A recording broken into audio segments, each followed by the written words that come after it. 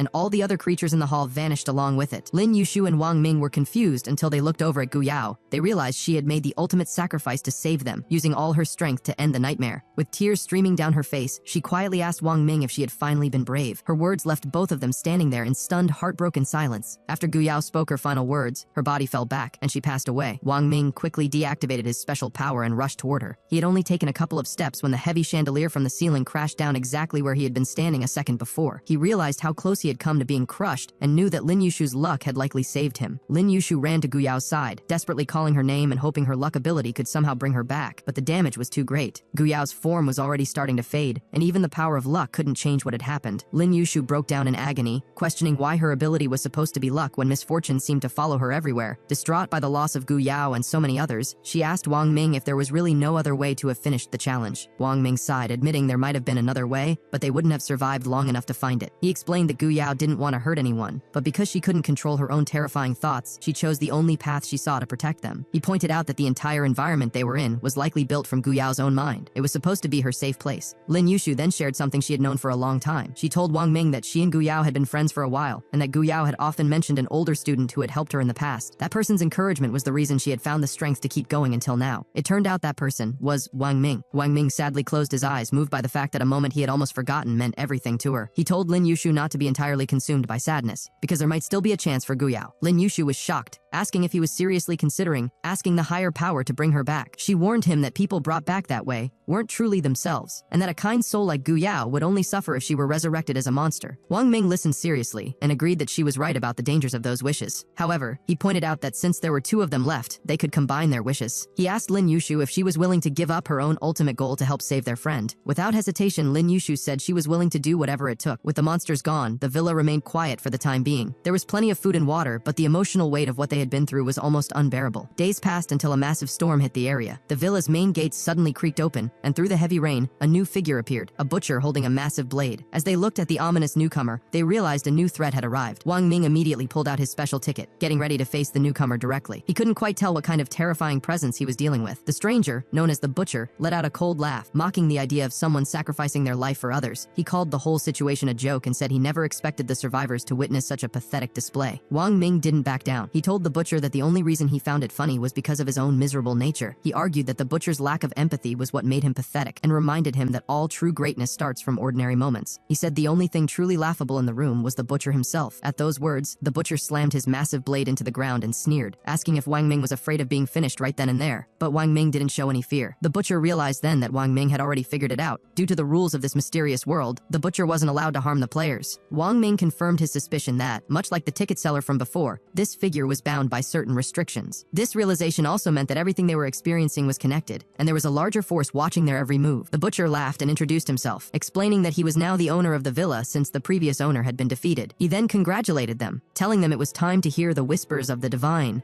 Golden parchment suddenly appeared in the hands of both Wang Ming and Lin Yushu. Wang Ming signaled to Lin Yushu that they shouldn't use the word resurrection in their wish. Instead, they each wrote down their desires. One asked for Gu Yao to keep her original kindness, and the other asked for her to be granted beautiful memories. Both wishes were accepted. To Wang Ming's surprise, a red mist formed in his hand and turned into a strange-looking dagger. It was a new special item called the Wailing Blade. As he held it, he received a description of the weapon that mockingly asked if he wanted to test its sharpness on himself just to hear the sound it would make. Wang Ming was secretly shocked by the item. For a split second, he actually felt a bizarre urge to use it on himself. As the game finally drew to a close, the butcher approached Wang Ming one last time. He mockingly asked if Wang Ming wondered what had happened to the mother and daughter from a previous location they had visited. Wang Ming realized the butcher was the one behind the horrors of that place as well. When he asked what the butcher had done to them, the monster just laughed and told him to go back and see for himself if he ever got the chance. Wang Ming's expression darkened, and he warned the butcher that if he ever got the chance to return, he wouldn't hesitate to take him down personally. Shortly after, Wang Ming and Lin Yushu were transported back to the real world. As they arrived, they heard the soft meow of a cat. Lin Yushu looked over and saw that the cat was still there, waiting faithfully for Gu Yao to come home. Wang Ming looked at the white cat and decided that since it had been saved by Gu Yao, it should stay with him. He asked the cat if it would follow him and decided to name it Yao. As he picked it up and looked around, he couldn't help but feel that something was off. He wondered where the ticket seller had gone and noticed a motorcycle nearby that seemed out of place. Suddenly, a woman approached them from behind. Wang Ming immediately asked who she was, and she introduced herself as an investigator from the Divine Investigation Bureau. She told them she expected her full cooperation, warning that she would use force if necessary. Lin Yushu had never heard of the organization and became suspicious when the woman pointed a flashlight at them. Thinking it was a device used to erase memories, Lin Yushu started shouting that she already had amnesia. The investigator told her to stop pretending, explaining that the light was only used to detect if they were monsters. She then ordered them to come with her. As they walked out of the alley, they saw a large group of people waiting, the entire local team from the bureau. Once they arrived at the office, the investigator, whose name was Xiao Wan, began the questioning. She asked if they knew why the government kept the existence of the other world a secret. Wang Ming guessed it was to prevent public panic, but Xiao Wan explained it was more complicated than that. She noted that because the other world can grant any wish, making it public would be dangerous. She argued that everyone has desires. Even monks who want to save the world are driven by a form of desire. If people knew a place existed where those wishes could come true, their desires would spread like a plague. It wouldn't just cause panic, it would lead to total chaos, the spread of monsters, and the collapse of society. Because of this, she told them they had to sign a non-disclosure agreement and never speak of that world to ordinary people. Next, she asked what they knew about desire monsters. When Wang Ming asked for clarification, she explained that while he had seen things from a player perspective, there was another side. She said that when someone's desires become too twisted, or after they have had many wishes granted, the game offers them the chance to become executives. Their job is to stop players from winning. While it's easier for them to get what they want, the price is that they turn into monsters. They might look human for a while, but they eventually lose control and become puppets of their own greed. Wang Ming realized then that the ticket seller was one of these monsters. Xiao Wan noticed his reaction and realized he knew something important. She explained that they had brought him in because they detected a monster's energy at the spot where he had entered the game. She asked if he had been targeted, and Wang Ming realized he couldn't hide the truth anymore. He began to explain everything that had happened between him and the ticket seller in great detail. After he finished his story, Wang Ming casually joked that he had basically offended an enforcer, or an NPC. Xiao Wan's gaze sharpened, and she asked him if he would still have chosen to save the pregnant woman if he had known it would attract a monster. Wang Ming gave a small, knowing smile, admitting it was a tricky question. He explained that the situation back then was complicated, but he felt he had the upper hand at the time. Xiao Wan stood up, looking a bit annoyed. She told him that, overall, he hadn't done anything wrong because the woman would have died without his help. However, by intervening, he had ruined the ticket seller's mission. She explained that the monster likely had an item to prevent her own death, so instead of disappearing, she returned to reality to hunt him down. She told him that if he had nothing else to add, he could sign the non-disclosure agreement. Wang Ming wasn't ready to leave just yet, and started asking a string of questions. He wondered if it was just a coincidence that he lived in the same city as the monster, and how she had managed to track him down. He also asked if the Bureau could prioritize catching her since they knew she was after him. Xiao Wan patiently explained that the other world operates in regions, and their city was one of them. She warned him that monsters are protected by that world's rules, making them very hard to find in reality. As for how she found him, she told him monsters monsters use very sneaky methods. She could even be hiding under his bed right then. She also mentioned that time works differently there. No matter how long a challenge feels, only 30 minutes pass in the real world. When Wang Ming asked what happens if a player stays longer than 30 minutes, Xiao Wan's face went dark, and she said they likely wouldn't come back at all. She urged him to sign the papers and leave, but Wang Ming chuckled and asked if she was going to invite him to join the bureau. Xiao Wan saw right through him, asking if he was just looking for protection from the monster. Wang Ming felt a bit awkward being called out. Even though he had his own strength, he wasn't sure what kind of terrifying methods a monster might use against him. Xiao Wan told him to rest easy and promised to arrange for people to keep an eye on him. Wang Ming wanted to stay at the office where it was safe, but Xiao Wan refused. She asked if he had developed any special abilities or found any items, reminding him not to use them unless absolutely necessary because they always come with a price. To test his mindset, she gave him a hypothetical scenario. If he were the last survivor at a border outpost with enemies closing in, what would he do? Wang Ming immediately said he would retreat, but Xiao Wan corrected him sternly. She told him the right answer for an investigator would be to stay, call in an airstrike on their own position to take out the enemy, and charge forward to draw their attention. She explained that they were fighting a war against monsters and a crisis from another realm. She told him that every investigator is prepared to sacrifice themselves, and only when he was willing to pay that same price for peace would they invite him to join. Later, a woman not only insisted on moving in with Wang Ming for his protection, but immediately started making herself at home. After leaving the bureau, Wang Ming asked Lin Yushu about his plans. Lin Yushu mentioned it was his girlfriend's birthday and that he had to head out right away, quickly saying his goodbyes. Wang Ming then turned his attention to the white cat, noticing she was suffering from burns and skin issues. Since he had decided to adopt her, he knew he couldn't hold back on the costs for her care. He took the kitten to a pet hospital for treatment. When he noticed the cat, whom he called Yao Yao, looking nervous, he reassured her that he wouldn't abandon her. However, shortly after leaving the shop, he got a call from his own employer. It turned out his workplace was blocked off, so he was told to wait for further notice before coming back to work. As he hung up, a figure appeared nearby. A woman in black stockings looked at him and laughed coldly, noting that they had met again. Wang Ming immediately realized the ticket seller had found him. A pungent scent of perfume mixed with a rotting smell gave her away. He reached for his spirit ticket and tried to act confused, but the woman didn't hesitate. She began to transform into a monster right there in the busy marketplace. Wang Ming was shocked that she would reveal such a terrifying form in public. Her hair turned into mouths filled with sharp teeth, lunging toward him. Just then, the roar of a motorcycle engine echoed nearby, startling both of them. The ticket seller decided to retreat for now, scoffing that while the bureau could protect him for a moment, they couldn't stay with him forever. She warned him that they would settle the score soon before fleeing. Wang Ming breathed a sigh of relief, relieved he didn't have to fight in the middle of the city. Xiao Wan pulled up on her motorcycle and asked if he was okay. She pulled out a radar device to check the area, noting that the monster seemed to be gone. She commented that the creature was clearly desperate to get rid of him and suggested they could use him as bait. When Wang Ming turned down the idea, she told him he didn't really have a choice. She explained that since the bureau was short-staffed, the captain had decided she would live with him until the threat was handled. Wang Ming certainly wasn't going to complain about a beautiful woman moving in. An hour later, he picked up Yao Yao from the pet shop, and Xiao Wan drove them both back to his place. She made herself at home immediately, heading straight for the shower. Wang Ming was caught off guard by her appearance when she finished, surprised that someone who seemed so serious and distant could be so relaxed and comfortable around him. As Xiao Wan sat down, Wang Ming asked her how many of these challenges she had actually completed. She shook her head, admitting she had lost count a long time ago. Wang Ming felt a bit guilty for staring and looked away, thinking to himself that humans really weren't as composed as cats. Xiao Wan caught him and asked if he enjoyed the view. Wang Ming tried to play it cool and looked away, but she wasn't fooled. She told him to stop pretending, knowing he had been looking at her. Then, her expression became serious. She warned him that the other world is ever-changing and that he might one day face a beauty trial. She explained that in those challenges, the women he would meet would be perfect in every way and would try to fulfill his every desire. She asked if he thought he could actually survive a test like that. Wang Ming jokingly thought to himself that those challenges sounded like a bit of good luck, but he told her he just wanted to test his own self-discipline. Meanwhile, a dangerous situation was unfolding elsewhere. After Wang Ming left the area, the monster known as the ticket seller returned to the pet hospital. In a fit of rage, she took out her anger on everyone there, targeting anyone who had been in contact with Wang Ming. The ticket seller's name was Ya Sha. Years ago, she was a top student who landed a great job at a big company. She worked incredibly hard and never complained about overtime, but she was shocked when her best friend, who wasn't as qualified, suddenly became her boss. She eventually discovered the friend was having an affair with the chairman. Realizing that hard work wasn't getting her anywhere, Ya Sha decided to use her own beauty to take her friend's place as the chairman's mistress. She quickly learned that a single whisper could get her more wealth and power than years of labor ever could. However, her life took a horrific turn when the chairman's wife found her and attacked her with acid. Left permanently disfigured, she became an outcast. The company fired her, and the chairman abandoned her. In her deepest despair, she tried to end her life, which was when she first heard the voice of the divine and entered the game. If Wang Ming hadn't interfered, she would have finally regained her beauty. In her mind, everything was his fault. As she fumed, a mysterious woman walked into the shop and laughed at her. She called Yasha pathetic, mocking the fact that someone with her power couldn't even manage to take out one person. Yasha was furious and demanded demanded to know who she was. The stranger introduced herself as Red Taojun. Red Taojun didn't waste any time. She pointed out that the investigation bureau was now protecting Wang Ming, making it almost impossible for Yasha to get near him. She warned that if Yasha waited too long and let Wang Ming survive a few more challenges, he might become too strong for her to handle even without the bureau's help. She urged Yasha to act quickly, or her chance for revenge would slip away forever. Yasha let out a cold snort and asked why the other person didn't just take care of it themselves if they wanted him gone so badly. The Red Queen walked right up to her and explained that they wanted more than just his end. She commented on how much of a shame her face was and asked if she wanted to take matters into her own hands to get even. She warned her that whether she wanted payback or to get her old look back, acting without a plan wouldn't work. She told her not to worry because they would assist her soon, and she would only have to pay a small price for it. Meanwhile, Xiao Wan received immediate news about the trouble at the pet shop and passed the information along to Wang Ming. Every animal and the night staff at the shop had been wiped out. Wang Ming couldn't believe such a disaster had hit the shop, and Xiao Wan's expression became very serious. She noted that the creature coming after him wasn't a simple one. Information from the office suggested that the monster might be linked to an organization called the New World. Wang Ming was curious and mentioned that the New World sounded like some kind of secret group. Xiao Wan explained that the organization follows a higher power that represents desire. They believe that since this power can satisfy human wants, it can build a brand new world where desire no longer exists. Wang Ming caught on quickly, noting that if everyone's needs were easily met, there would be no more longing, which would mean an end to suffering. Xiao Wan agreed with his assessment. She added that people like him, who haven't joined the official bureau yet, are exactly the kind of people the New World tries to recruit. Wang Ming laughed coldly and asked if that meant helping them hurt people. Xiao Wan corrected him impatiently, saying that they call it helping to build a new world. 5 nights later, Xiao Wan was suddenly pulled into a dreamlike world of desire. Based on what she knew, she was supposed to return to reality in about 30 minutes if everything went smoothly. However, shortly after she left, Wang Ming felt like someone was watching him from the dark. He soon heard a noise inside his quiet house that didn't sound like a knock at the door. He eventually realized the sound was coming from the window. A frightening figure appeared outside. It was Yasha, who had undergone a strange transformation. Wang Ming was stunned because his apartment was on the 8th floor, yet she had climbed all the way up. Yasha was out of patience. She looked up and lunged straight for the window. Wang Ming quickly tried to figure things out, wondering if Xiao Wan being pulled away was connected to the group behind this attacker. He knew he couldn't let her inside, so he tried to shut the window quickly, but Yasha was faster and managed to force it open first. Wang Ming didn't lose his cool though. He landed a solid kick that sent Yasha falling back down to the ground. She fell all the way from the 8th floor, hitting the dirt so hard she left a small dent. Suddenly, she opened her mouth and a bunch of vines started growing out. When Wang Ming looked out the window, he was surprised to see her changing. He wondered if she was becoming a more powerful version of those monsters, since those creatures are made from inner longings. He questioned if her change was driven by a wish to be beautiful. As he watched in shock, the creature grew rapidly and opened a massive mouth. Even though Wang Ming moved out of the way, he knew that one hit from her would be the end of him. To stay safe, he used his special power to strengthen his abilities. He managed to power up a special item called a phantom ticket. Wang Ming used his enhanced powers to call upon a special blade, though the weapon came with a side effect that made him want to hurt himself. He knew he had to end the fight fast. As Yasha charged at him, he stepped aside and used the blade to cut off one of her arms. He then rushed toward her. Yasha roared in pain, and a sharp spike grew out of her injured arm to strike back at him. Even though his blade was effective, Wang Ming worried he might lose if the fight dragged on. He pulled out his phantom ticket, deciding to go all out. He knew his powers could strengthen objects as well as himself. He spoke to the spirits of the ticket, saying that the phantoms on the rails could hear him and wouldn't let the ticket's power be wasted. Suddenly, spirits began pouring out of his body. The power-up worked, but Wang Ming felt a massive mental shock. Yasha saw her chance while he was dazed. Wang Ming had underestimated how much the enhanced ticket would affect his mind and didn't realize he was in immediate danger. Just then, a white figure flew out and began attacking Yasha's face. Yasha let out a roar that pushed the figure back, but then a huge energy burst out from Wang Ming. He had pushed through the mental shock and combined his power with the spirits. His appearance changed completely. His upper body turned dark and he was covered in a thick, mysterious energy. Yasha was shocked and claimed that they were both monsters. Wang Ming laughed and questioned why she said both. He didn't waste time thinking about it and attacked first. Yasha realized she couldn't fight him head-on anymore, so she created a wall out of tangled vines. Wang Ming didn't hesitate and broke through the vine wall with a single punch. However, Yasha had already disappeared. He decided to chase her down, knowing that if he didn't finish this now while she was fully transformed, he might not get another chance. He eventually found her tracks on the street, but instead of her human form, there was a giant flower bud. The bud glowed red and started releasing pollen. Wang Ming covered his nose, but he had already breathed some in, causing his limbs to feel heavy. To make matters worse, his power boost was almost over. Suddenly, a huge rock fell from above and hit him. Luckily, his spiritual armor protected him from any real damage. A giant figure watching from nearby remarked that it was interesting and wondered if Wang Ming's power caused bad luck. The observer noted that the rock didn't look like it was going to fall until Wang Ming was right under it, suggesting his power was more about breaking the rules of logic. The observer then signaled for the flower of desire to bloom and show its beauty. The bud opened up into massive, strange petals. Even though the weapon Wang Ming held was dangerous to use,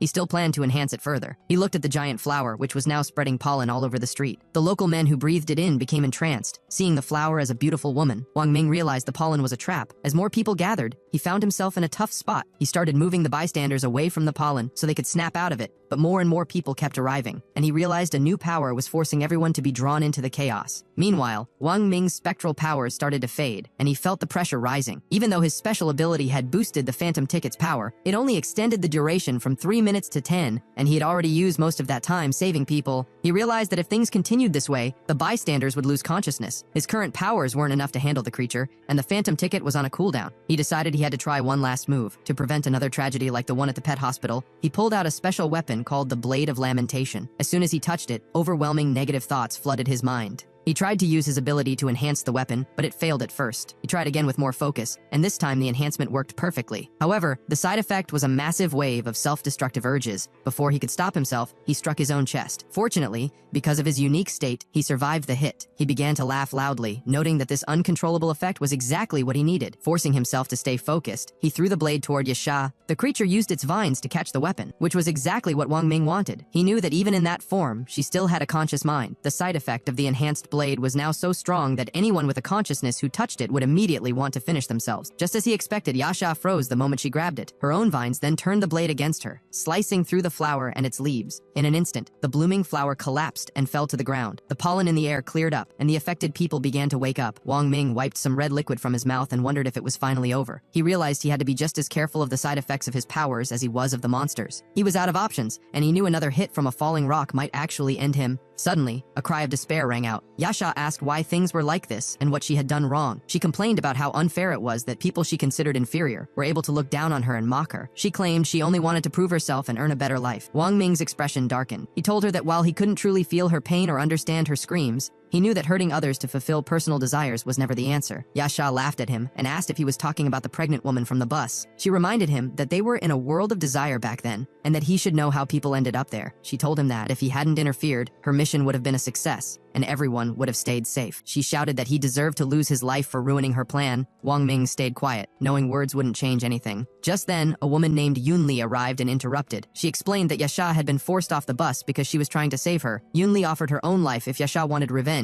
It turned out she lived nearby and had a special pill that protected her from the pollen. Wang Ming quickly spoke up, telling Yunli that he wasn't specifically trying to save her but was just trying to beat the mission. He told her she didn't need to sacrifice herself and should focus on living for the sake of her unborn child. Yunli was moved and said she didn't know how she could ever pay him back. This scene made Yasha even more furious. She decided it was time to leave, worried that both Wang Ming and the pregnant woman might have more hidden tricks. She thought about letting the Red Queen deal with them later. She told them they were lucky this time but promised to finish them next time. Wang Ming just laughed and asked why she was leaving after waiting for so long. When she asked if he was in a hurry to go, he showed her a countdown of 0 on his phone and said he was just waiting for a friend to return. Right then, a motorcycle sped onto the scene. It was Xiao Wan, finally back from the other world. Wang Ming breathed a sigh of relief and joked that the punctual lady had finally arrived. He told Yasha that villains often lose because they talk too much. Yasha panicked and tried to transform into a spirit to attack Wang Ming, but Xiao Wan revved her engine and jumped her bike into the air. A single shot hit Yasha, ending the conflict instantly. The pollen vanished completely, but Wang Ming noticed Xiao Wan's bike was heading straight for him. He realized the bad luck from his side effects was catching up to him. The bike crashed into him, sending him flying. Xiao Wan rushed over to check on him, and Wang Ming told her to just get the bike off him first. Despite a broken bone, he felt relieved that the situation was over. Xiao Wan called in the report to the bureau, asking for the logistics team to help the affected civilians. Suddenly, a luxury sports car appeared. A mysterious woman in red, known as Red Queen, stepped out wearing a mask. Xiao Wan stayed calm and said she could handle her alone. The Red Queen wasn't worried and told Xiao Wan to put her weapon down, warning that she didn't want to get angry. She then picked up Yasha and put her in the car. The Red Queen looked at Wang Ming and said she was impressed that someone without formal powers could do so much. She then surprised everyone by asking him if he wanted to join the New World. Wang Ming was stunned and jokingly asked if they offered insurance. The Red Queen gave him a very serious list of benefits, including a high salary, social security, paid time off, and even luxury perks. She mentioned that the vice president even sends out cash bonuses in their group chats. Wang Ming tried to act tough, asking if they provided girlfriends too. Red Queen smiled and said they had many young women his age in the group, and she even joked that he could consider her. Wang Ming felt a bit flustered but quickly regained his composure. He told her that a life for a life mattered more than perks. The Red Queen went quiet for a moment, then got back into her car. She told him their doors were always open and drove away. And with that, this video ends. Like and subscribe for the next part.